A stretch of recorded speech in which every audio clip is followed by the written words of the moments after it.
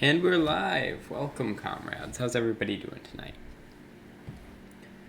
It has been a bit of a long day for me. Oh, let me turn off the heater so it's not in the background. Sorry.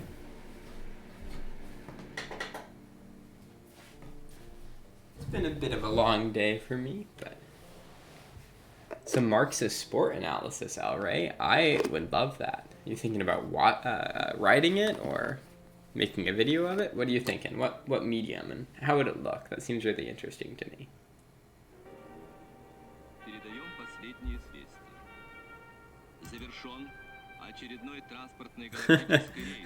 When the Russian starts speaking Russian in the background. Wasn't expecting that, but hey, it's a necessary risk when you listen to Soviet WAV. Anyone do anything particularly fun today that they want to share? I have a bunch of interviews coming up this week, one I'm really looking forward to on Friday that I've been studying for. Now I have one tomorrow I wasn't expecting, and another on Monday, so we'll see. If I get one of them, I'll probably stream less, which is a real shame for all of you, but at least I'll have money so I don't have to ask you for donations anymore, right? ESPN has been on Kawhi Leonard's ass all day because he's opting to sit out a game. Yeah, that's a great...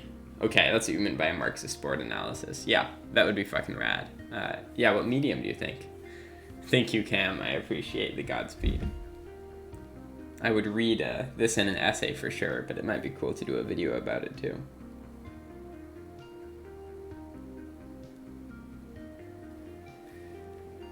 So, the topic of today's stream is capitalism, alienation, and mental health. And there's a lot to cover here. Actually, I should pull this one up too. Audacity of Rage.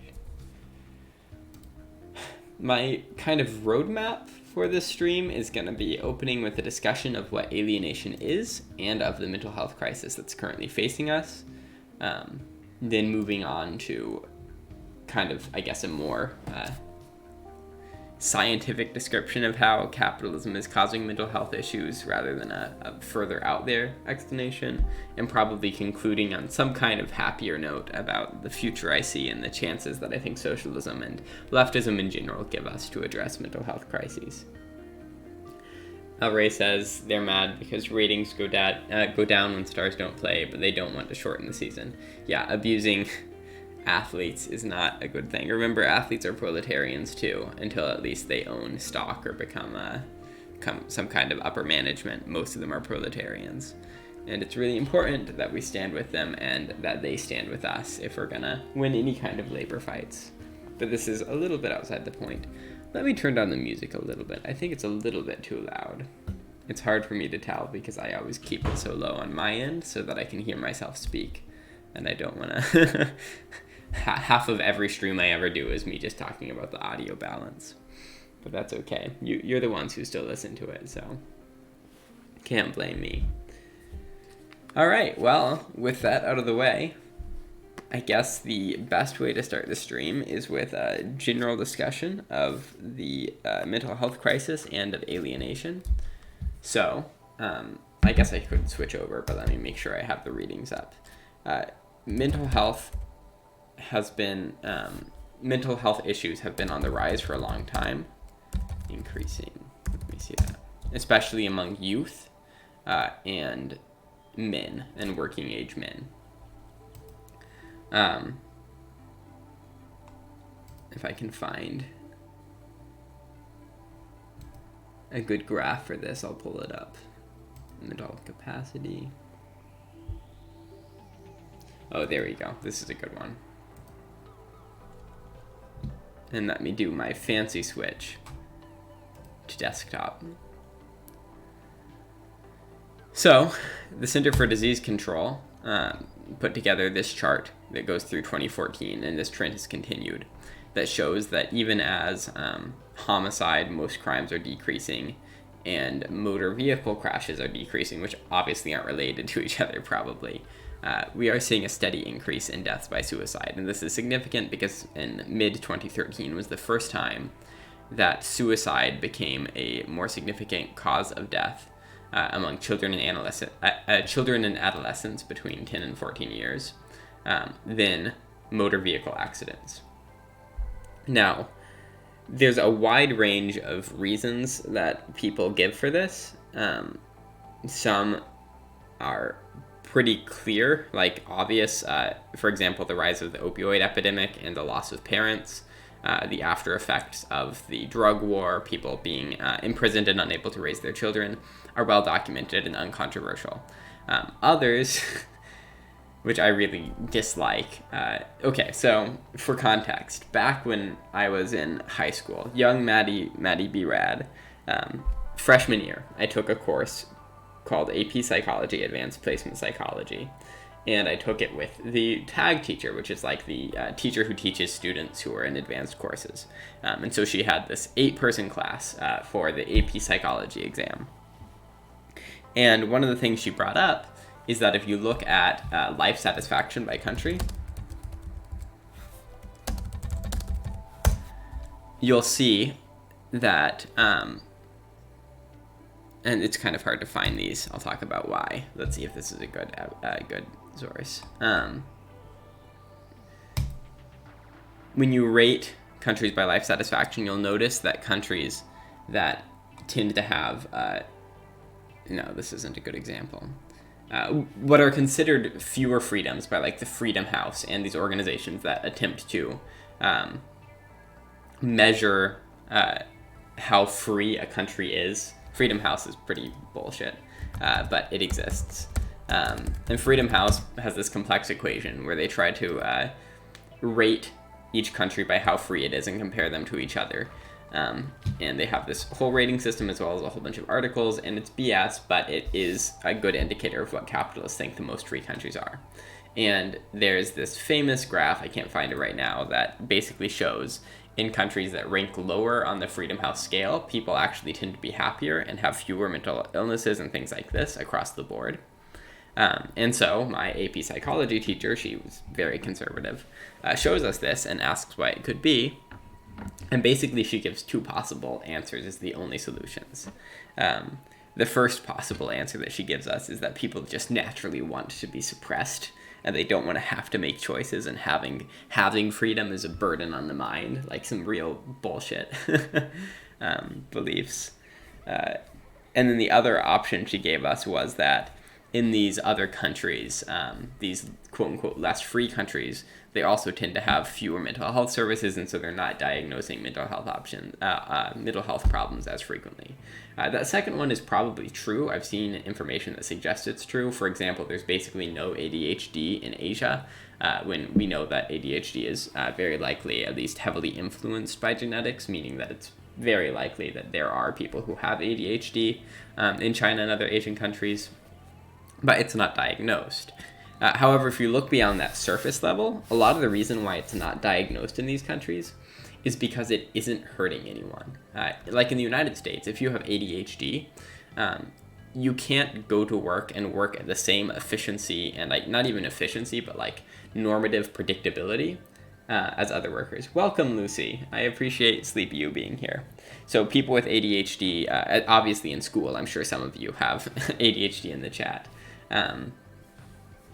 In school, they have a harder time studying and keeping up with tests and basically matching the average student. And this is magnified in the workplace and in college, where the expectations are higher and the stakes are higher as well.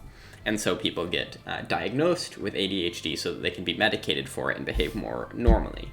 But in most of these quote-unquote third world countries or non-Western countries, they have a higher participation rate in the economy, in like real jobs, not office jobs and marketing jobs, and there's less emphasis placed on conformity because it's okay if you don't look good on a spreadsheet since nobody's really tracking spreadsheets.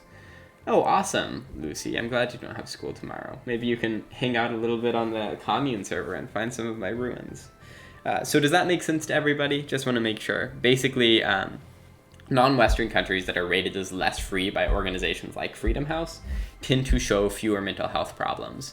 And a big part of why is because those countries do not place the same kinds of expectations on behavior that would leave you out as having mental health issues. But outside of these 2 two possibilities that my very conservative AP psychology teacher gave us, one that I've grown up to realize, is that a lot of these countries that the U.S. considers not at all free have a much higher degree of economic freedom. So if you look at Cuba, quality of life, you'll see that there's, I don't even know if I can find this. One I found recently is like the Healthy Planet Index. I guess I should talk about this now. You'll see that in Cuba, people tend to have fewer mental health issues, and there's a lower suicide rate, and all of this down the line. I just want everyone to acknowledge that Maddie School had an AP psychology course, apparently. Like, what the fuck? I was very lucky. My high school was ranked as one of the better public high schools in Colorado, and had a lot of rich white families that go to it. So as a result, we had a lot of AP classes that I could take. I think I took a total of 13 AP classes before I graduated high school, which saved me a lot of money in college. Kind of fucked how Colorado's education system is so stratified, but that's another stream topic. Happy Planet Index. There it is. So this is a system that measures how happy a country is, and they rate Cuba very highly, and it includes things like the the environmental impact of their economy, but it also includes things like mental health rankings. Now, if you look at most quality of life indexes, Kirsten says, I was dumb and took all the AP science courses as a science major, so nothing counted in college. I mean, you were prepared for college at least, Kirsten, if nothing else, but you're right, that is frustrating. You might have been better off taking AP humanities so that you didn't have to take those in college. Let's see, what is it? It's not quality of life, but let's see. Life index. Most quality of life indexes measure things like, let's see, countries with the best quality of life, 2019 best countries ranking. I can't see their methodology here, but I've studied this before, and most of the time when people create these rankings, what they include in quality of life metrics and like how they estimate how happy the average citizen is includes the average GDP, the GDP per capita of a country, and in fact rates that very highly. Let me see, UN, let's see if the UN does it. Oh, thank you so much, Ignacio. You can see my little red flag, what is it, notification. Oh, there we go, the Human Development Index, perhaps? Regardless, I'm spending too much time on this, so I'm just going to summarize. I'm closing all of this, I'm going to summarize. Most of them include the GDP per capita in rating how happy somebody is. And so a country that has a group of very, very wealthy billionaires and a huge population of impoverished, desperate people is still going to rate highly on this quality of life index, and this is like a big chunk of the whole index. And so these countries appear to be happier, even when they aren't. And countries like Cuba that rate poorly on these scales actually have fewer mental health issues. Now, when we ask why this is, a big part of it is, as I said, that in non-Western countries, there's not as much pressure to conform, and so people who are neurodivergent, have mental illnesses of various sorts, or even just like differences in how they cognate, like dyslexia and ADHD, really shouldn't be considered mental illnesses. They're just a difference in how people relate to the world. These things aren't a problem in most countries, and especially in countries like Cuba, who have tried to organize their economy for the benefit of people and build a robust healthcare system. And so, in these situations, what we can see is that the capitalist countries, the most capitalist countries, experience worse mental health crises than the countries that are least capitalist, probably because of economic freedom, probably because of social development, but also because of something called alienation.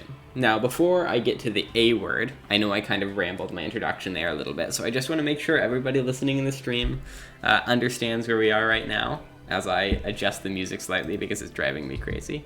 Let me know if I missed anything, or if there's anything you want me to expand on before we move forward. I'm going to take a big sip of water and wait for those responses.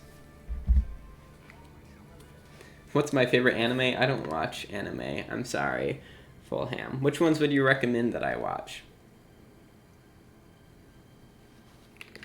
Welcome to the stream, by the way.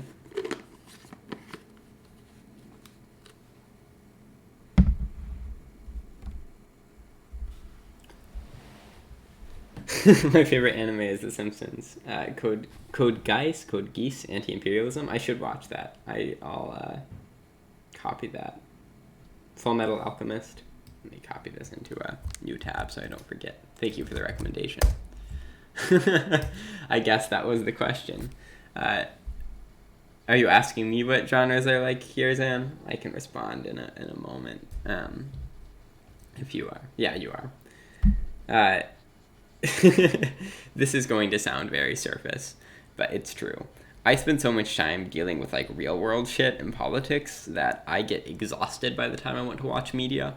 And so 9 out of 10 times, I just like watching mindlessly, not necessarily violent, but mindlessly humorous or like mindlessly plot driven, not very nuanced films. And I especially don't watch it like watching media that has suffering in it. And so I try to watch shows that have as little suffering as possible and just make me feel good, which is, I know, kind of unintelligent. But, however, there's an exception to that. For whatever reason, I love apocalypse films and zombie films. I think those are really interesting. I watch very few TV shows, though. I'm not a fan of the episodic nature when given the choice. Oh, thank you for the follow, Follum. I appreciate it, Full Ham. Lucy says, as an example, the US, Japan, and South Korea have higher suicide rates than China, Cuba, and Portugal. Exactly. And there's a lot of pressures in Western economies. Japan is a great example to perform, and you're forced to conform. And all of these things obviously have an adverse impact on mental health. However, what I was getting to next, the big A word, is alienation. Now, in the Marxist sense, alienation just means that you are no longer able to identify with the labor you produce or with the products that you define yourself as a human. So if you were to go to my Twitter page, my profile page, I define myself as a writer, an activist, and a leftist. Now, 2 of the 3 things that I define myself are, I define myself by like what they produce, what I produce as a person. I write. I am defined by the fact that I write what I produce. And this is the case for most of human history. If you ask somebody who they were in the Middle Ages, they would have said they were a farmer. They might have defined themselves in relation to a lord, but they would have also defined themselves in relationship to what they produce, and class is much more tied to that. This became even more intensely the case under capitalism, as early capitalism formed. And for example, the English language, I can't vouch that this is the case in other languages, though I suspect it is. In the English language, we started referring to people by the jobs that they did, and did so not even to one person, but through an entire family. And so the very common English last name, Smith, was given because these people were literally smiths for a living. They produced metalwork. And this can go along the board. I had a friend in elementary school whose last name was Barnes. Family was probably related to farming. And it became such an intensely...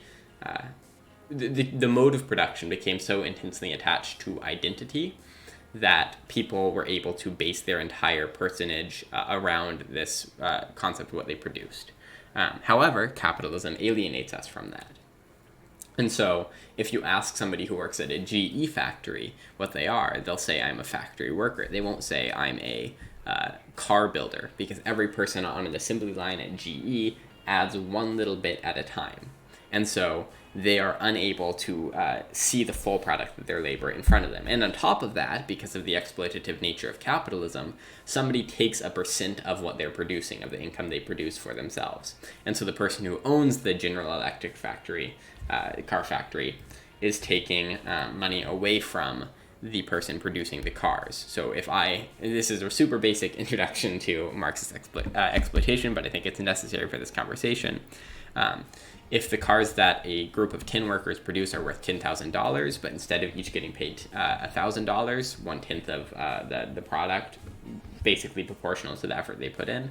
If all of them are getting paid $400 and somebody else is taking home the rest, that is how much they are alienated from their product. And so workers who go into a factory both literally don't create something anymore. They contribute to creating a much more complex thing that they can't even like wrap their minds around, but they don't even own what they produce. And so these two things together result in Marxist alienation that has a serious and detrimental effect upon the soul. On its surface, it's easy to see this in just the fact that we, as I said, define ourselves and have defined ourselves for generations by what we produce, and we're no longer able to do so.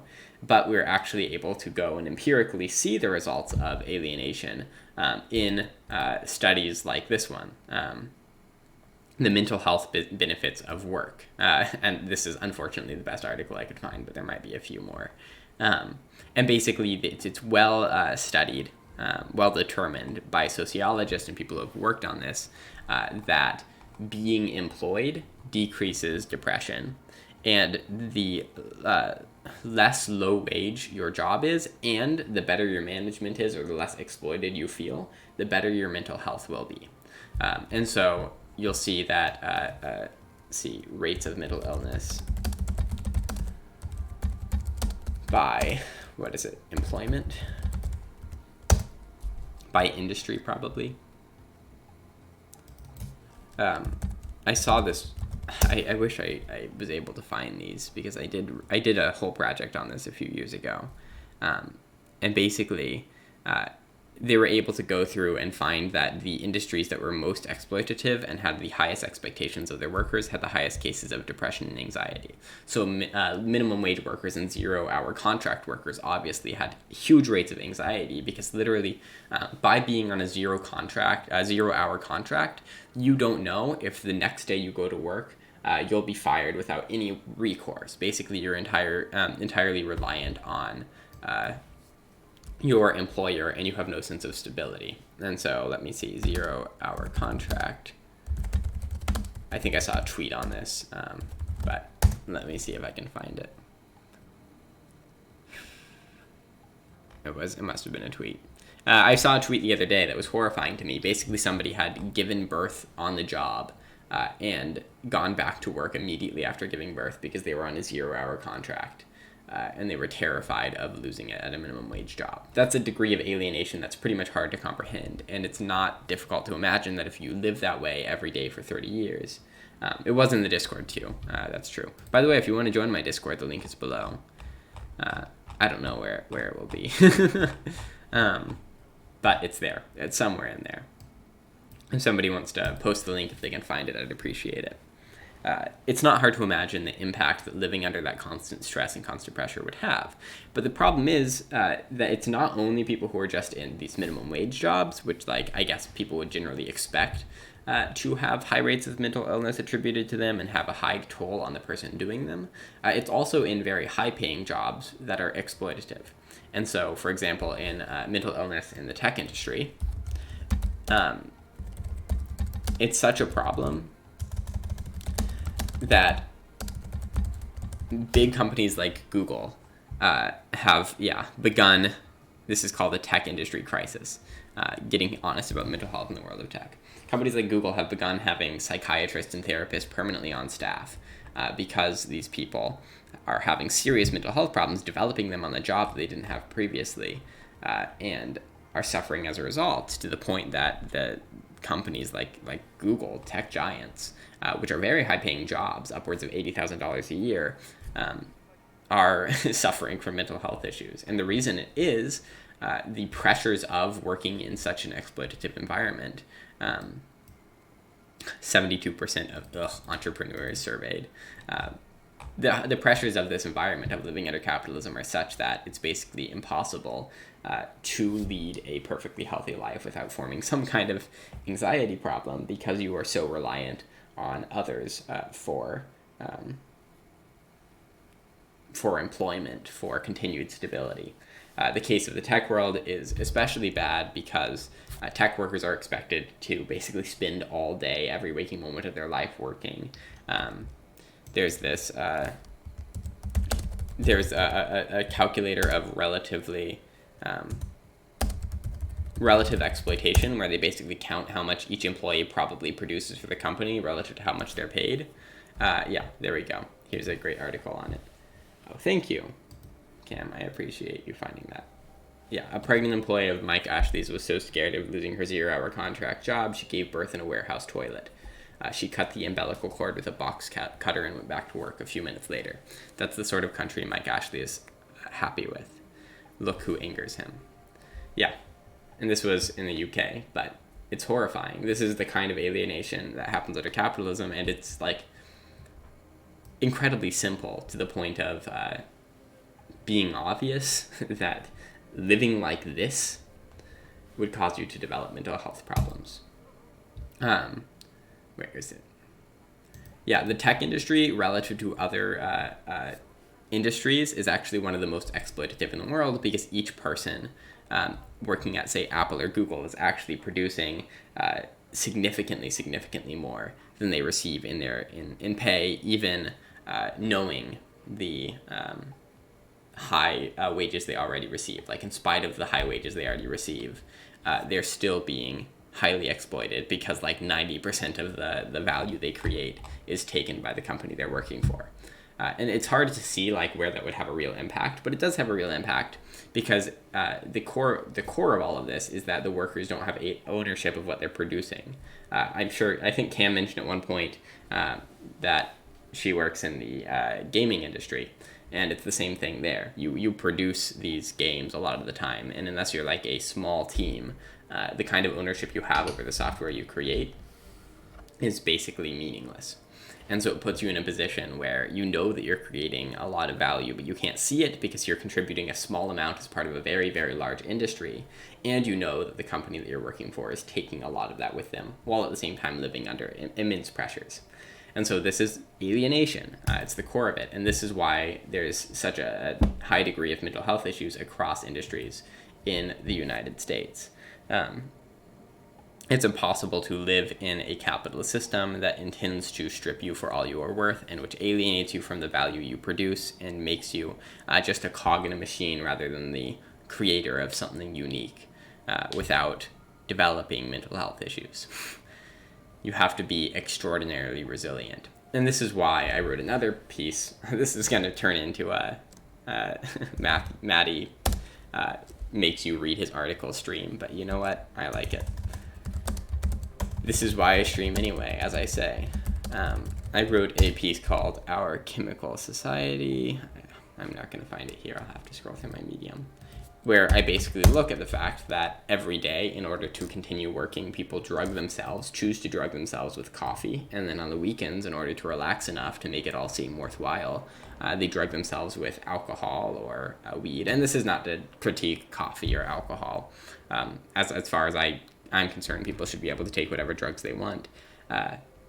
But when you have to take drugs daily in order to continue working at the level that people want you to, I think that indicates something deeply wrong with the society you live in.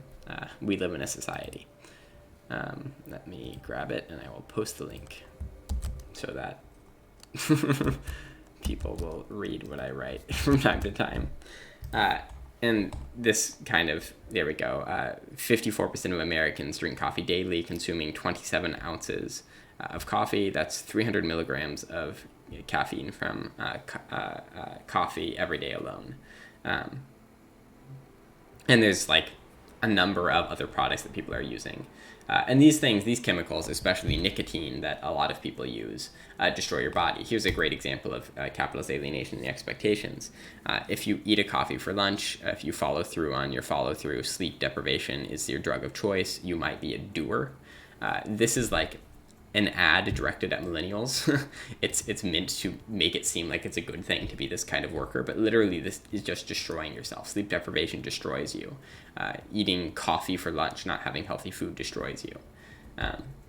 And all of this is linked to alienation and mental health. The stresses that capitalism places upon us are so intense that it's basically impossible not to buckle under the pressure, and we resort to using drugs daily, in 54% of the cases, coffee, just to survive it. My last contract had a clause that said you can't work in a competing company for a full year after leaving, like they expect you not to work in your field at all for a whole year. That is bullshit. non-compete contracts are very rarely actually held up in court. When people go after you, you can normally basically argue that the contract was unfair to begin with and have it struck down, though you have to pay lawyer fees. And so at that point, is it even worth it? But there you go. There's another example. Even when the system recognizes that a method that capitalists use to extract labor is immoral and even illegal, you have to basically already have money in order to fight it. And that kind of screws you. That leaves a lot of people completely unable to do anything about the oppression they face. And then on top of the screen here, I just have a few other articles talking about this. Like this article, it's a scientific study, shows that social programs are helpful in decreasing depression. And this is kind of depressing if you read this result. The receipt of government benefits by unemployed women is associated with a reduction of depression symptoms in the long term. Men and women not working and receiving means-tested or welfare benefits are more likely to repeat depression both in the short and long term. And so basically what this is saying is that being unemployed in a capitalist society makes you depressed, but over the long term, if you have money, you are less depressed. That's what the scientific study figured out. Kind of seems obvious to me, but I think it's telling. And then this is a really great article, let me copy it in here, that basically argues that capitalism, in better words than what I've been saying, he argues the same thing I've been saying, that capitalism causes anxiety and depression, and it's the reason why there's an increase in all of these things over time. This isn't super deep stuff, but it's important to know and to talk about, because this is, I guess, the biggest impact that you're going to feel, like, in your heart of capitalism the day-to-day. A system that tells you that you are worth what you produce to society, but which can physically not afford to give everybody the kinds of jobs that they want and the kinds of jobs that are rewarding, and to allow everybody to pursue personal fulfillment, is going to just create a system where people are unable to work and therefore see themselves as valueless. And if you are able to work, it's often going to be in highly exploitative fields like minimum wage jobs, or even if you make it to the top of the petit bourgeois ladder and you're working in a high-paying tech job, you're still likely to face this crushing pressure of alienation. Thanks for joining us briefly, Kirzan. I really appreciate it. Another thing is emphasis on unpaid overtime, and since we rely a lot on contract work and networking, it's the people who overwork the most that get recommended, so it encourages everyone to work overtime. Yeah, and that's the gig economy. For those who don't know, the gig economy is this... let me pull up my article on it. It's an economy where you basically don't have jobs. You work for short periods of times on contracts for people who have no obligations to care for you in the long term. Uber drivers are part of the gig economy. People who work on Fiverr are members of the gig economy. It's becoming one of these biggest sectors of our economy. Not me.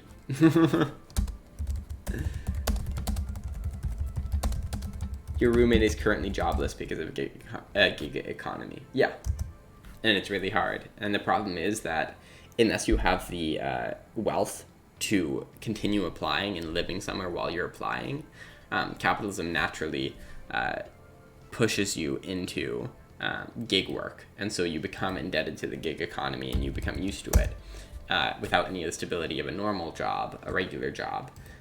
And over time, you are less and less able to escape this way of living, because that's going to be all of your experience.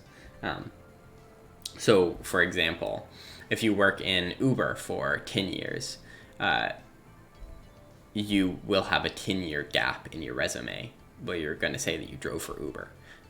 And that makes it a lot harder to find a quote-unquote real job later on and start up. So basically, it's another way of keeping people who did not have the class opportunities to leave in the position they started in. Warren's Medicare for All plan will incentivize more independent contractors and the gig economy. Isn't that just great? Gotta love those progressives encouraging massive exploitation, right? Such a progressive thing to do. Here we go. I'm going to just slowly post every single article I've ever written. I guess this is kind of something I've thought about a lot. I didn't realize I thought about it as much as I have, because it's not something I consciously am aware of, but it has affected my life in a lot of ways, enough that I've considered it. In this article, I basically talk about a few experiences I had with recent college students and college graduates dealing with unemployment and the aspirations that they had. So one of my friends was working in a coffee shop. It was a gig job. And he was talking to me about how all he ever wanted was to become a Wall Street financier and sit on the beach with a laptop and make money through the stock market, without the class consciousness to understand that the only way that passive income is made, that people like that exist, is because people like him, as he currently exists and is working, have to work. Every time somebody makes $1 they didn't earn, somebody works for $1 they didn't make. And that's life in the gig economy. I think that's a kind of good article, but it's not a great one. Okay, I've gone a little bit all over the place here, but this, I think, is a good general introduction to capitalism and mental health, the problems it creates, what alienation is, all of those bases. Before I move on to my next section of the stream, which is going to be a little bit more of a specific discussion, please feel free to ask some more questions, or let me know if I didn't cover anything, or bring up your own points so that I can rest my brain for a moment and gather my thoughts. El Rey says, I have top-tier education and I'm a cashier. Yeah, my brother's wife graduated 2 years ago, and she was one of the best students in her class, and she is a barista, and she makes better money as a barista than my brother does in his real job, because being a barista at a boutique coffee shop makes a lot of money. Granted, I think that it's better to be educated and not have a job that requires your education than it is to not be educated and have the same job. Education is a good in of itself, and so even though it sucks to put people in debt, and obviously people should be able to live better, I don't want to go down the rabbit hole, or the I guess, misleading path of implying that all people should be educated up to the level of the job that they're doing, because there's no reason why a janitor shouldn't have a PhD, for example.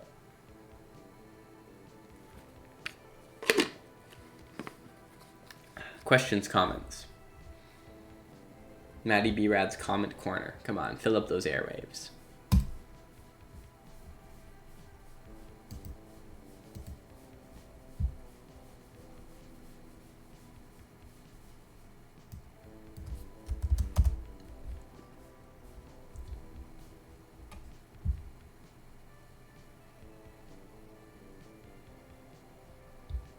This sounds super based. I don't know if the person who recommended it is still here, but this sounds super based. All right, well, in lieu of any questions or topics for discussion, I will take one more large swig of water, and then we will discuss this graph.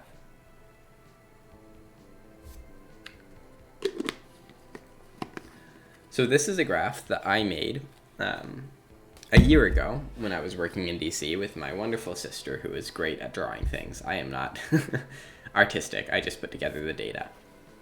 And basically what I figured out is that the wage productivity gap, and I'll explain that in a second, correlates pretty strongly with the increase in suicide rate since the year 2000. Before then, the suicide rate is not tracked very well, and so it's hard to make that argument. Hunter x Hunter is a fun action adventure. It's a little violency, but it's cartoon violence. Thanks, I'll appreciate it. A comment from a friend. I was going to say I work with domestic violence victims, and the major reason they didn't leave when things started to get bad was because of money. Our society literally imprisons people within their own homes. Absolutely true, Cam. Unless we have a robust welfare system and a robust social safety net, abuse victims cannot leave their families. I have a friend who was abused by her family when she came out as trans, and she had to live with them for 2 more years after they started abusing her because she couldn't survive on the street, and so she was forced to live with that family. That cruel family.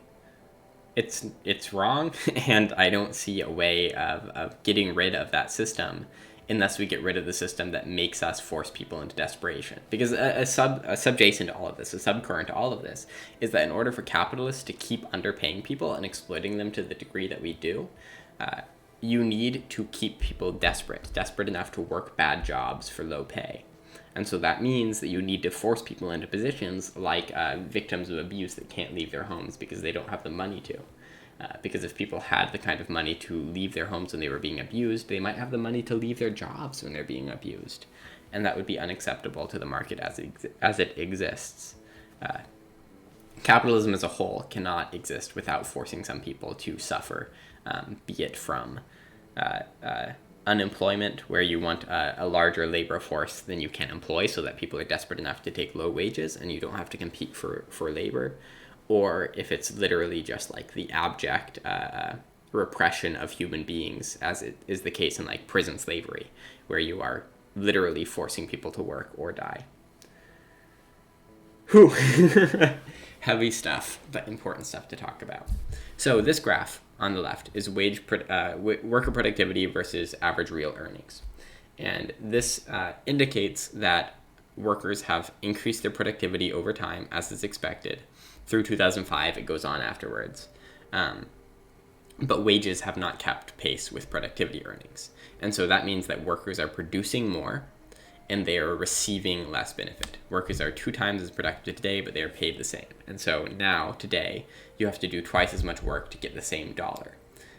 That obviously has a mental toll. You're working twice as much. Even if it is that you have like an Excel program, and so that Excel program increases your productivity, that does not lessen the mental impact that it has, or the expectation that you're going to produce 2 times as much. Because if there are people, like, say in the 70s, the difference between somebody who is able to,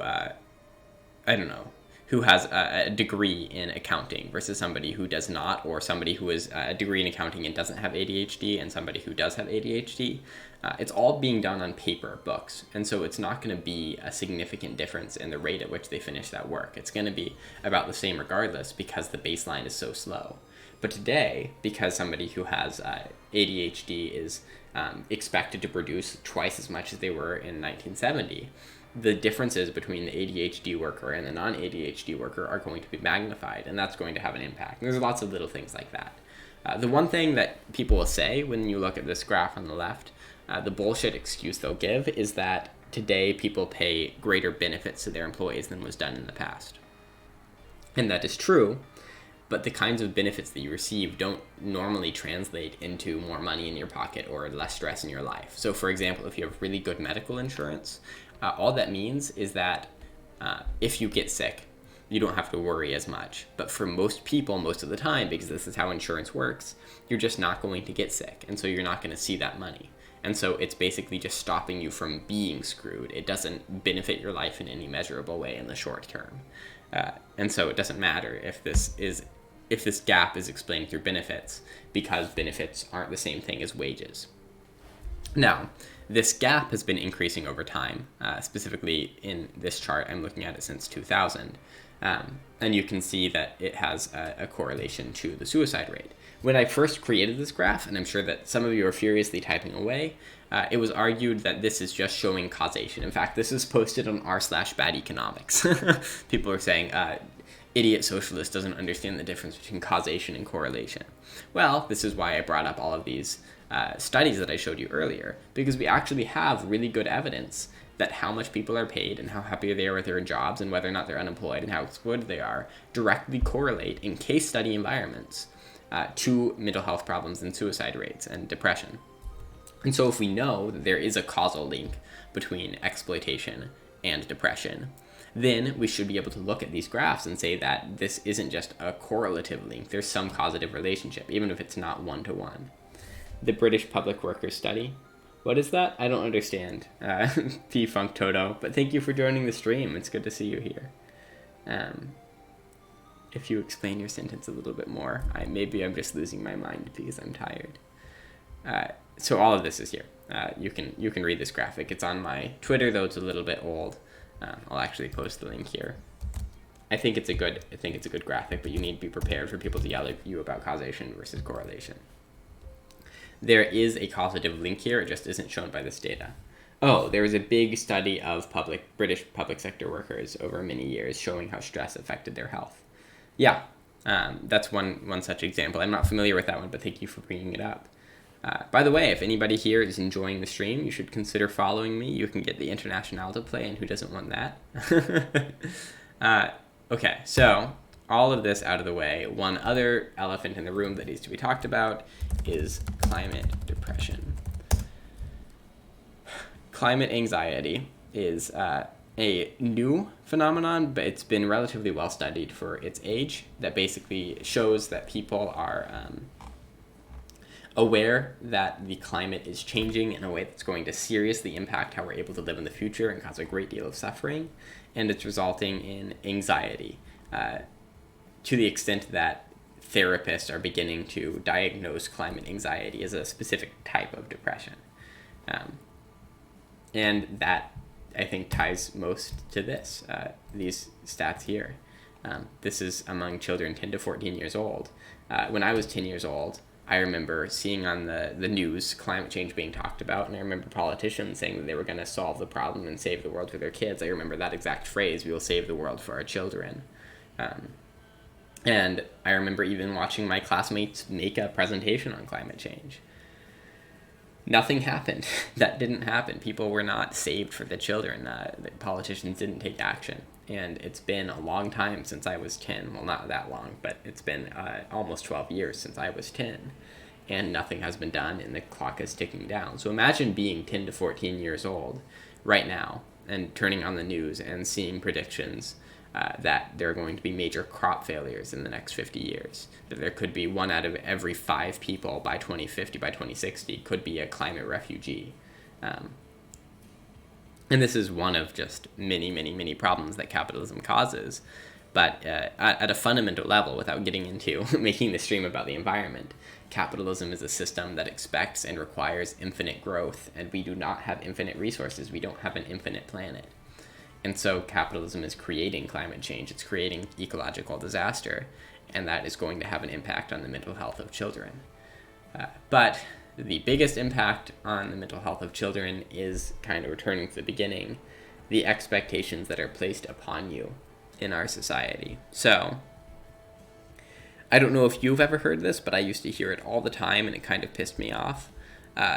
Teachers, when I would say things about being a communist, would say, well, what if I just averaged the grade in the class? Then everybody got the same grade. Would that make you happy, communist? And across the education system, there's a similar philosophy. And it's not really stated there, but it's implied, and it's concerning. Because the implication is that education does currently accurately reflect who is performing the best, not just who is able to fulfill arbitrary requirements, A. And B, it says that it should be that way, that students should be competing with each other for the highest grade in the class. Honestly, I disagree. I think that it would be great if we lived in an education system where a class was graded all by taking the average of all of their performance. Because if that were the case, I would care a lot more about the condition that my peers were in, and I would care a lot less about competing with them. The pressure would be much lower. For students who already excel, this doesn't always have to be like crushing to them because it just makes them feel good. But there are a lot of students who excel by working their asses off, and they always feel pressure, be it from their parents or from society at large, to continue excelling at whatever they're excelling at.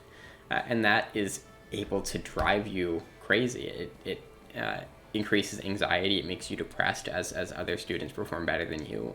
This culture of talking about how hard you are or aren't working is hugely damaging on mental health.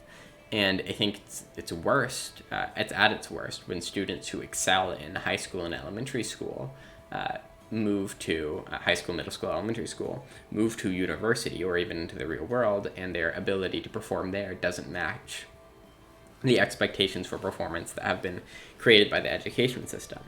And so what we have is this hyper-individualism that tells you that you need to outcompete your peers and always be at the top in order to succeed, and if you're falling behind, it's your fault. As a student, Henry says, this is extremely relatable, it fucking sucks. Yeah, I was recently a student too. As somebody who's currently searching for jobs, it fucking sucks. I went from being one of the best students in my class, in my school, being very proud of my educational prowess, to going into the workplace and not being able to find a job because I don't have some obscure internships or because I'm competing with somebody else, right? And the most basic thing that I want to just hammer and hammer and hammer is that it shouldn't be about competition, right? We don't need to be hyper individualistic. It's okay to be educated and to live in a society that tells everybody that they can succeed together, and it doesn't matter if you fail because you're still worthwhile as a human being. But such a society would not serve the interest of capital, because the working class would not be fighting against each other and believing in the false dream of social mobility. And the working class would be cooperating and might realize that we could all live better if we stopped letting Jeff Bezos take our wealth. Kim says, in my experience, making students cooperate makes all of them improve as they work together to understand the imperial. Sharing sharing information just helps. I'm flubbing my language right now, but that's a really great point, Cam. Like I said, here's a funny story. Here's a funny Maddie B. Rad story before we get to the really depressing part of the stream. When I was in high school, I was part of a committee that was supposed to plan the next 5 years, I think, for my high school. And what goals we wanted to achieve in that time frame and how we were going to achieve them. It's called a site plan in our school district. And they had 2 students join this committee every time, and I was one of them, and it was pretty cool. There was good free food. There were some teachers there.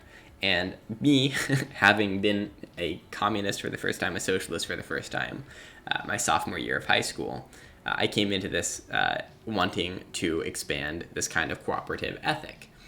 And what I had in mind was literally just creating cooperative study groups, student study groups, where you would have peer tutors that would help each other and have this be a sponsored after-school program for students who were struggling. I thought it was a really great idea. And one of the moms in this conservative school district, as I continued bringing this up as I think a solution to the problems that our school was starting to face with students falling behind, just said, "You're such a communist," like as an insult to me, because I wanted students to help each other study. I mean, she was right, I was a communist. But I don't think wanting students to help each other study is a very radical thought, and it's amazing to me that it is so contrary to the grain of our society to do that. And just to tie this back, when you are constantly competing and you are constantly afraid of falling behind your peers, it's difficult to not develop some kind of mental health issue and to not have some kind of trauma. It's incredible to me and saddening to me the extent to which Zoomer and millennial culture, like on Twitter and elsewhere, and in memes, in communities like To Me IRL, For Me IRL, is just about being cognizant of the trauma you faced in life and the anxiety and depression you feel on a daily basis. I don't buy the line that my AP psychology teacher and others have tried to toe, that this has always been the case and that people are just more aware of it today because of medical advances. I think that we are reaching a stage of late capitalism where the pressures of the system are too great for the average person to handle, and as a result, real human beings are suffering. And I think we need to change that, and we need to fight that with all the power that we can. So, this is the depressing part of the stream. Part of the reason that I care so much about this and that I think about this a lot is because when I was in high school, I was part of an organization, I've mentioned this before, called the Youth Advisory Council that tried to change legislation. And my first year in the council, I worked with a student who was absolutely brilliant, though very quiet, one of those real math-minded kind of guys. And he was going off to MIT. I wasn't really close with him, but he was a friend. I would consider him a friend, and he was definitely a coworker who was brilliant.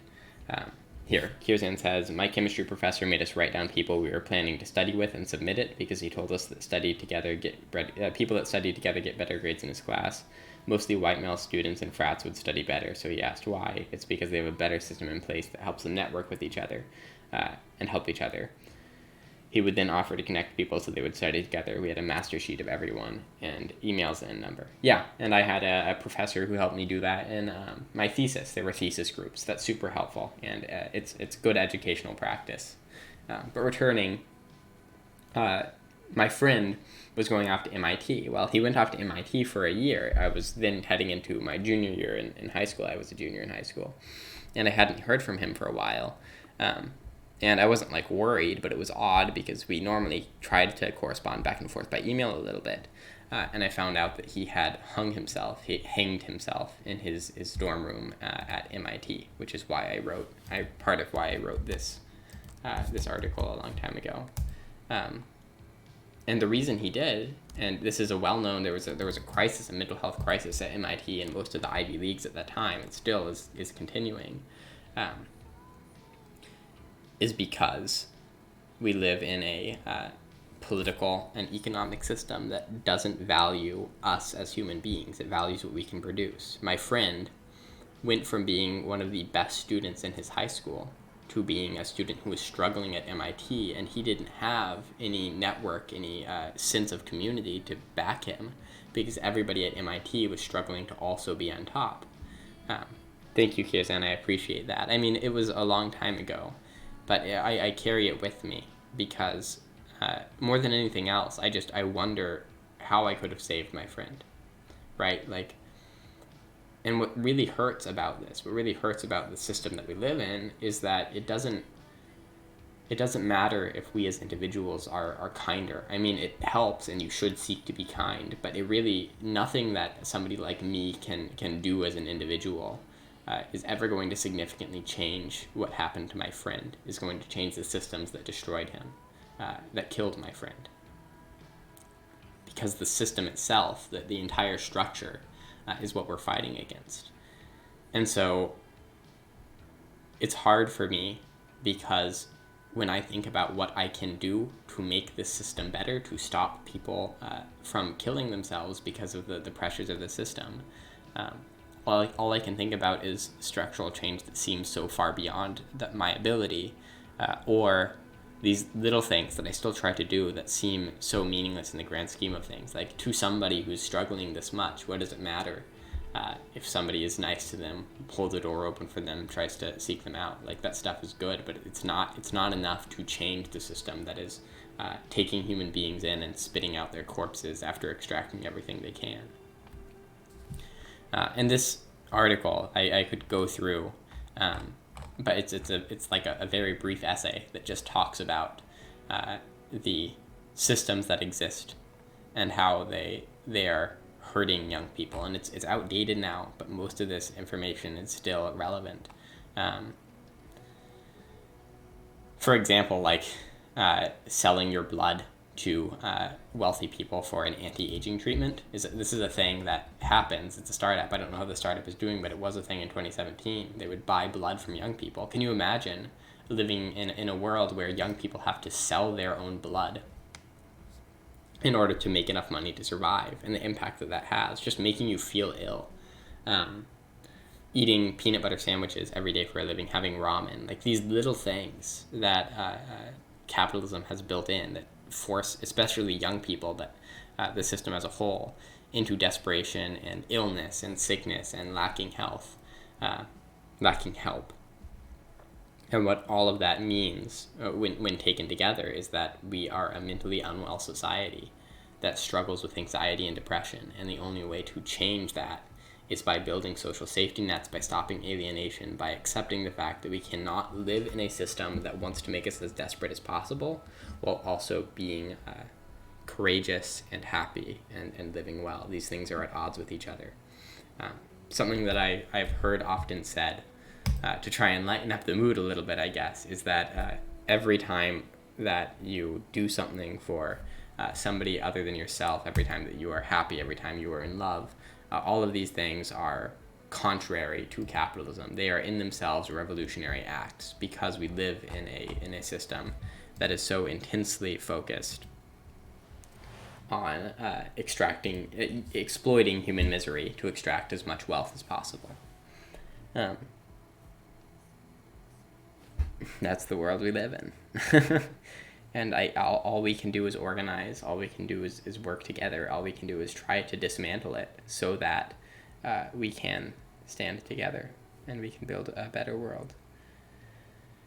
So I guess that moves us. If anyone has anything else to say, please feel free. I'm sorry I'm a little bit emotional. I'm trying to be objective about this and keep my normal informative tone, but it has an impact on me to think about this. And it's not the only time that things like this have happened. I mean, I grew up in a well-off school, but 2 students in my school, 2 of which were my friends, 1 of which was not, died over the course of my time in high school. One was killed by her abusive father.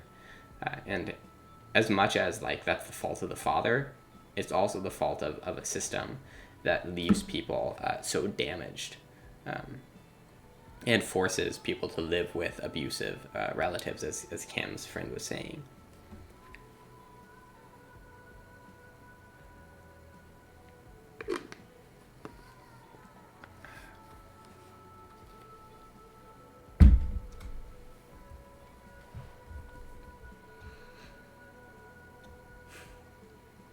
So I think that the question that always needs to follow discussions like this, as sad as they are, is how do we do better? So we're socialists, we're leftists at least. We don't just want to say, man, that shit sucks, we should do something about it. We want to propose changes to the system, changes to the structures that enable to escape the system that sucks, right? We want to make the world a better place. I mean, the average liberal sees problems like this, and their solutions are either well-intentioned but ineffectual in the short term, or intentionally ineffectual for the purpose of maintaining the desperation that capitalism needs to thrive. And that's not good enough for leftists. We can't just look for solutions that make us feel better or make us feel like we've done something. We need to think about how to build a genuinely better world and how to dismantle these systems that are alienating us. The easy solution in the first place is to give workers the means of production, right? So, excuse me. If everybody was able to own the products they produce, it would be a lot harder to force people into these situations where they're paying a huge percent of their income in rent and are unable to afford mental health services, so on and so forth. Just like having money and having the ability to negotiate your own life, having that freedom, that economic freedom, is incredibly impactful and helpful in human liberation. But on top of that, that's not enough, right? We also need to figure out how to reform our schools, doing things like Kirzan's teacher did, or Cam proposed, or what I propose, where students are trained to work together.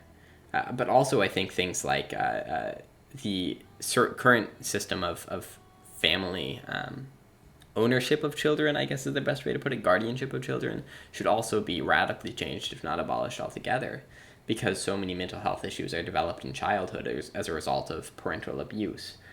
There needs to be some more societal understanding of that and an effort to undo basically the last 200 years of family atomization and community disruption that has occurred. One solution that people have given to depression is more church communities. Obviously, I'm not religious. But what they point to, and this is a good thing to point to, is that people who go to church tend to be less depressed. I don't think it's because of anything that their priest is preaching, but rather it's because they belong to a community. And churches, even mega churches that are evil, do offer communities that capitalism fails to offer in the current system. So creating community foundations, ways that child rearing and other community tasks are shared rather than forced onto all individuals, I think would be very impactful. I mean, we can go down the list, but at the core of all of this, what matters the most is caring, giving a shit about human beings. Because it didn't matter to Jeff Bezos whether my friend lived or died. What mattered to Jeff Bezos was how many coders he could force to work for how little.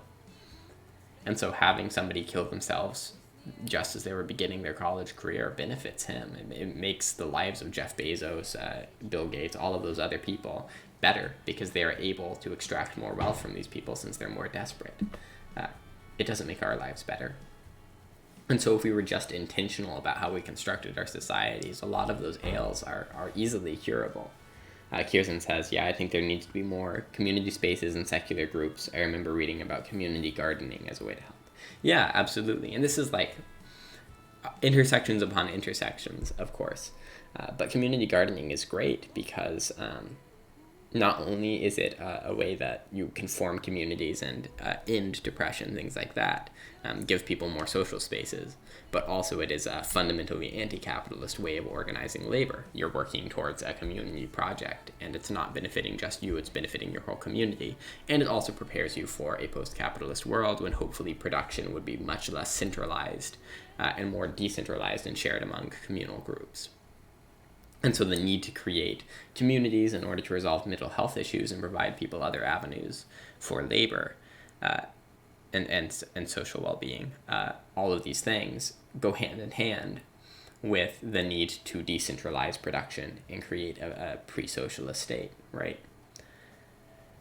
I mean, there are so many ways that if we were intentional about the way we construct our civilization, our industries, our society, we could improve people's mental health. Imagine if, rather than deciding how much people should work by lawsuits, strikes, and negotiations, labor negotiations by capitalists who want to make you work as long as possible, if there was a government debate by people who had PhDs in psychiatry and psychology, and all of these things, data analysis, that came together to make a decision about how much people should work every day in order to meet the minimum needs of society and how much work every day would be harmful to somebody's mental health.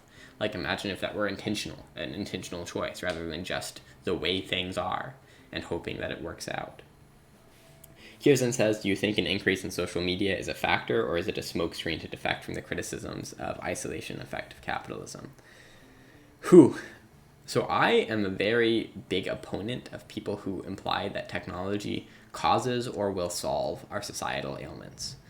In my view, our societal ailments exist without technology, irrespective of them, and will not ever really be solved by technology any more than they'll be exacerbated by it. However, that said, I think that you can make a very strong materialist argument, Marxist materialist argument, that specific technologies that exist in a certain period of time determine the extent to which social isolation effects and alienation effects occur.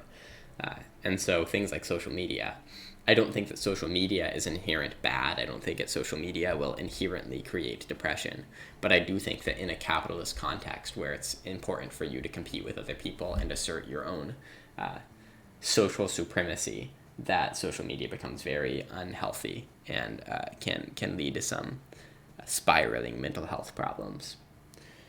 P. Funk Toto says, I met a bunch of people I wouldn't have otherwise when I had a community garden. Spaces just to meet people are important and probably decreasing for adults anyway. Yeah, absolutely. There's this book that was written. I forget what it's called, but basically it was about the collapse of social clubs in America, and its central argument was that de Tocqueville's America, the America that this famous French guy had written about, that had such a strong democracy, was such a strong democracy because, bowling alone, there you go, thank you for that. It was because of these parasocial organizations that also became civil service organizations. And so the example that this guy used, the title came after, was bowling leagues. And his argument is basically the dissolution of these bowling leagues is why democracy is having problems. I think that's probably true, but I think it's mostly because of the failure of the state to protect common spaces and provide common spaces that it's occurred. It's not like people woke up overnight and they just weren't interested in bowling anymore. It's that it became more expensive to bowl. It's that there were fewer public places to meet. It's that suburbanization moved people's houses further from each other. It's that people had to work longer hours. It's that there was less of a domestic safety net in the forms of domestic labor splits, which granted weren't great, like women shouldn't have to cook, but at least they were stable. Kirsten says, one question, is the book club coming back? Yes, it's coming back. I am a failure as a community manager. I desperately need to create another poll to decide on a new time for the book club. But every time I want to do it, something comes up in my employment search that is making it hard for me. So if you wanted to volunteer to make a little poll that was like one night a week, and then we could decide an exact time on that night, that would be very helpful, but I can also do it. I will. If you light a fire under my ass, I promise I'll get it done. Anyway, P. Funk Toto, to kind of conclude that sprawl of thought, I think that if we had more public parks and there wasn't as much privatization in the 90s and corporatization and suburbanization, we would not have had the effect of bowling alone of our civil society falling apart. I think that's largely a result of neoliberalism and late-stage capitalism more than anything else. But I'm so glad that you know the name of the book. I always forget these things.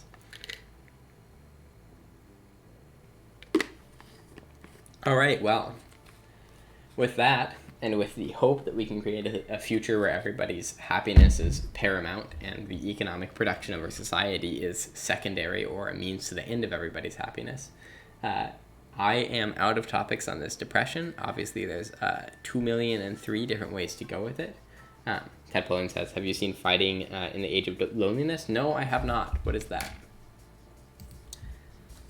Please bring up more questions and topics for discussion. I would like to keep the stream going a little bit longer. I'm not quite completely exhausted yet, and I'm trying to train myself to do longer streams.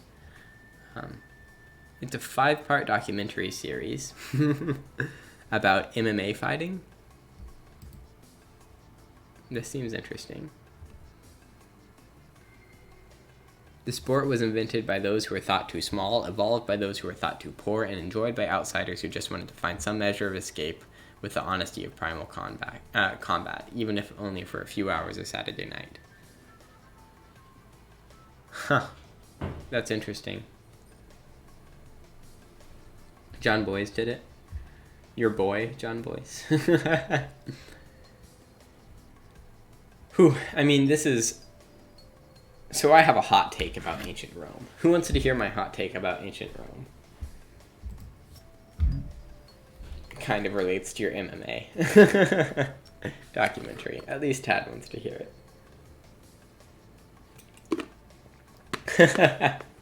So, it's been said by people like Hegel a lot that the blood sports and opulence of ancient Rome were kind of like the death knell that the empire was collapsing. And I think this is true, but I think that people use the wrong reasons to say that it's true. Because the reason why, like, opulence and bread and circuses and all of that happened, blood sports happened in Rome, was basically an act of expressing the will of the empire, if that makes sense. Like, they lived in an economic mode and in a material condition where the power of the state was primary in pretty much everybody's life. And the ability of the state to project its power both externally and internally was incredibly important. And so staging these massive battles was a big part of the Roman ethos. In my view, when Rome really started to collapse wasn't when these big displays of opulence, bread and circuses, all of that stuff started happening. It's when people like Marcus Aurelius showed up and started practicing pretty much the opposite of the imperial dogma. That is to say, they focused on very internalized philosophies, the meditations, the whole concept of looking inside yourself and being unmoved by the world outside you is kind of a rejection of the material state of the empire. Granted, I'm not a Hegelian, so I don't believe of no, it wasn't destroyed by women. I don't believe that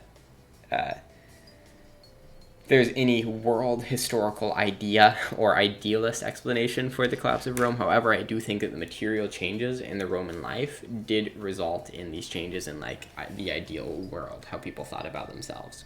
And so when the empire was no longer able to expand, when the centers of power in the empire had exhausted themselves, when there was agricultural crises and crises with foreign powers, all of this became...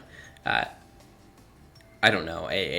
rejection, an internal contradiction of Rome's primary idealistic self-validation, self-justification. The existence for the reason for existence of the Roman Empire was basically to be able to expand its power and project that power outwards and internally. And when that began to falter and fail for a variety of reasons, the only reaction that could occur in the fake ideal realm was one of rejection of the opulence altogether.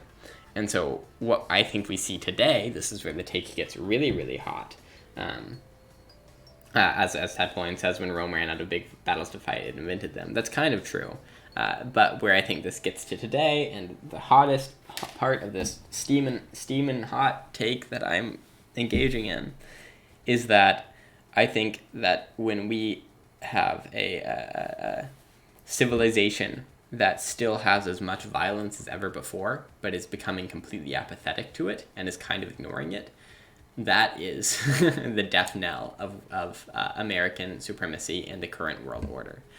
Because, like, we still have wars going on across the world, and yet the average person today isn't concerned with those wars. The average person today is more concerned with, like, their not only internal affairs, but, like, the ethos of the wars and how that affects their mentality. And on top of that, things like the Super Bowl and, like, new games that come out are kind of just becoming stale. If you look at Hollywood, every Hollywood film is just a recreation of an old one.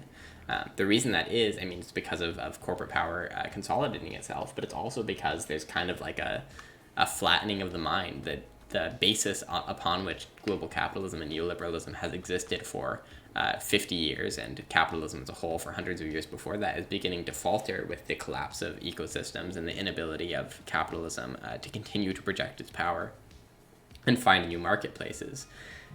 And so all we have left is to relitigate and reimagine all of these escapist principles until none of them matter to any of us, and we make jokes about how disappointing they are. Which I guess takes us to the, let's see, Kierzan says, Amazon just released a propaganda film with the guy from The Office. Oh yeah, Jack Ryan, where he goes to, he went to my college, actually. He goes to Venezuela, and Venezuela supposedly has nukes. But this failure of imagination and the, I guess, slowing of cultural expression is a result of a world order reaching its end. And this might be too hot for all of you, and it's kind of a dumb take, but I think it's funny. This is best exemplified by the end of Game of Thrones, where you had this incredibly popular, adored by the crowd, basically blood sport that was wanted to continue. And of course, it had to end in a rapid and disappointing way that everybody hated, because we as a culture have lost our ability to have a satisfying end to any series. There was no way for the Game of Thrones to really end in a satisfying way. If it were too happy, people would have called it bullshit. And if it were too sad, people would have been thrown for a loop and would have stopped watching it, stopped enjoying it, like if the White Walkers had won. And so what had to happen to resolve the plot of the Game of Thrones was what's happening kind of to our world, is it had to end in a entirely predictable, entirely unexciting, and incredibly disappointing way that defeats everybody's expectations without subverting anything, because there's nothing left for American culture, there's nothing left for Western culture, there's nothing left for capitalist culture than the relitigation and commodification of all kinds of popular art, Game of Thrones included. Henry says, I think the White Walker victory could have been done well. Maybe I'm just weird, though. You're absolutely right. It could have been done in a super compelling way, but it wouldn't have been done in a way that satisfies most of the audience, because Game of Thrones was a product, and they needed to sell the product to as many people as possible.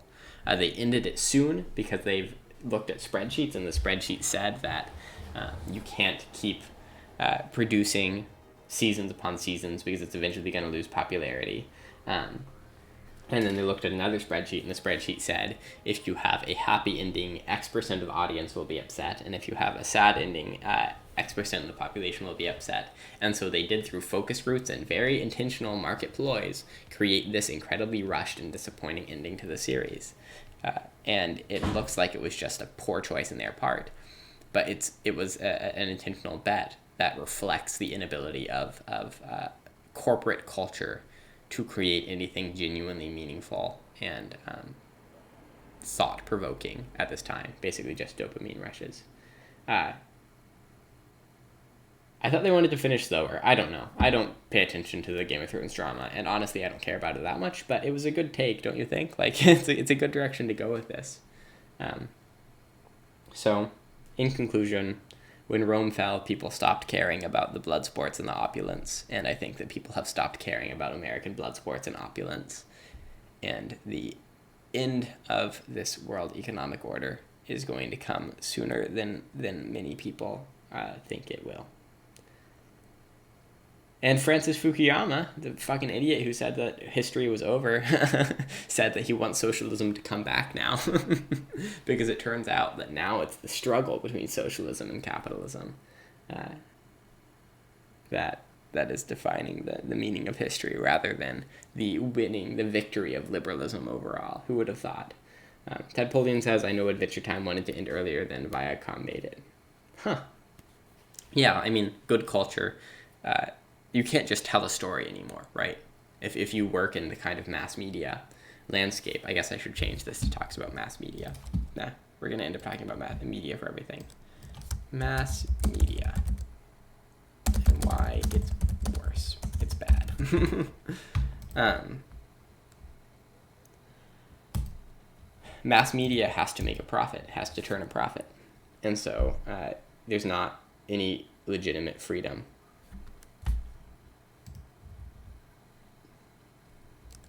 to produce. You can't just tell a story. You have to tell a story in a way that can be commodified and recommodified and packaged and sold.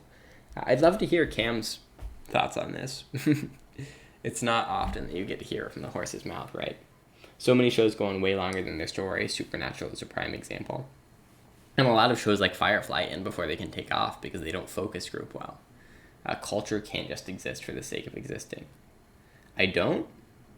I really do, though, Cam. If nothing else, it gives me really great, fresh content. Listen, this channel exists to air the grievances of workers and then maybe be slightly educational along the way. And so if you have grievances, we want to hear them.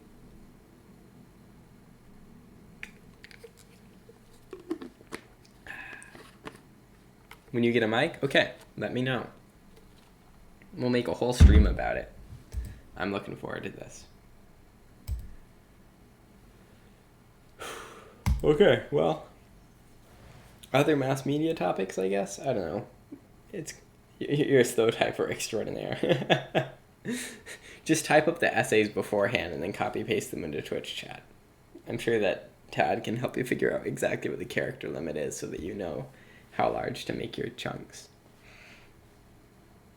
It kind of feels odd to continue the stream because we reach a natural conclusion with the topic, but I do want to challenge myself to stream for longer than an hour and a half at a time. If nothing else, I think it'll help my analytics. But who is to say? Thoughts on ABC killing Epstein coverage? Hooey. Well, here's Anne. There's this thing called Project Veritas. Project Veritas is the group that released the, Veritas is super fucked. And I think that they're right about this. Yeah, I know. I don't think that she didn't say it. I just want to be clear that Veritas is fucked. And also, my sister's fascist husband is close friends with the founder of Project Veritas, the man who made up the fake video about Planned Parenthood and defends it to today. Broken clock and all that. Yeah. Absolutely bullshit, and we need to be clear that it's bullshit. However, their coverage of Epstein was good. It's not surprising that they crushed the story, right? Like, simultaneously, I think this Epstein thing is becoming a meme now, like, okay, boomer. I mean, you're right, it is a meme, but it is concerning. Like, it shows the conspiracy and power at the heart of the American empire, if nothing else. You're right, it's a meme, but just because something's a meme doesn't mean that it has no redemptive value and worth to the movement, right? We need to look at Epstein critically. I mean, yeah, it is losing power, but it doesn't mean that as a topic it's less useful.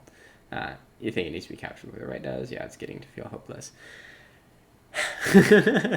I mean, I don't want justice for Epstein. I want justice for Epstein's victims. And the only way we're going to achieve that is by eroding confidence in the system. And if nothing else, I think the meme does erode that. But back to the topic about ABC quashing the story. Simultaneously, I think that we think that mass media is more haphazard and less intentional than we believe it is. But at the same time, I think that it's more intentional than we think it is. So, like, there's not a billionaire who walks through the ABC studios and tells them what they can and can't report. But there is a culture that makes it clear that if you report something that is harmful to the owners of your business conglomerate, your media conglomerate, your career will suffer. And there is a culture that weeds out people who have consciences from those positions of power. And so that prevents the stories from existing. And so it's hard because at one end, when you try to describe that system exists, people act like you're a insane leftist without, conspiratorial leftist without any grasp of reality.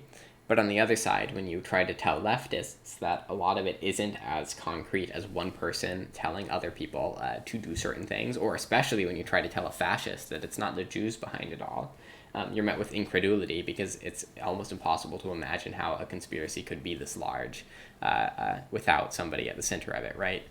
And so it's really difficult to communicate, and I think that is the net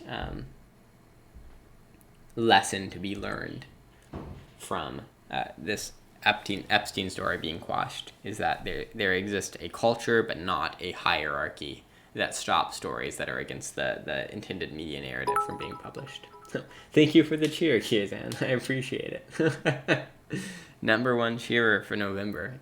Anyone else, feel free to compete for that that top spot. I know I'm prime stream material. Okay, well, we're nearing an hour and a half, and I think that we've covered the topic well. Again, I know it was a little bit more of an emotional stream than usual, but life is emotional, and I'm not ashamed to experience some emotional masculinity, to change the definition of masculinity. I don't know, I'm rambling. Well, with that, thank you so much, comrades, for joining me for this stream. I really enjoyed my time chatting with all of you. Thank you for joining, Ted Polian. Thanks, everyone else. If you enjoyed the stream, please feel free to follow me, to join the Discord below, to follow me on Twitter, to donate, to read my stories on Medium. All of that is very appreciated. And as I sign off, I just want all of you to remember that as human beings, you have an inherent value. It doesn't matter how much you can produce. It doesn't matter what you produce. It matters that you were born a human person and you deserve to be happy. All I can hope is that you will join me as I try to build a world that will make all of us a little bit happier. Thanks so much and have a nice night, comrades.